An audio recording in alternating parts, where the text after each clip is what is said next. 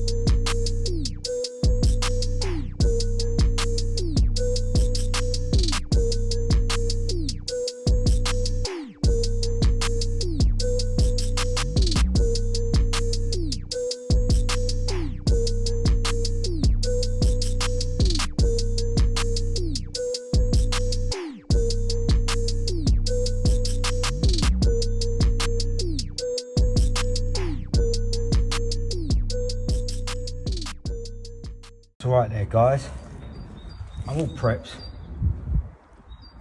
This is a tree I think I might be using. All depends on the root system under there, but hopefully it's got some nice thick ones like you just saw on those other trees, and I can really wrap it around the Rhino and go to town on it this year.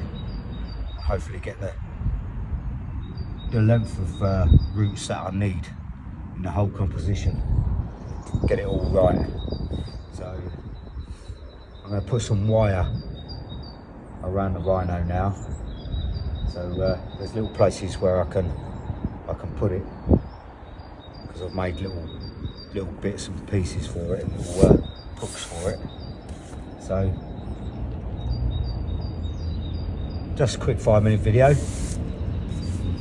I'll speak to you all later. Ta-da.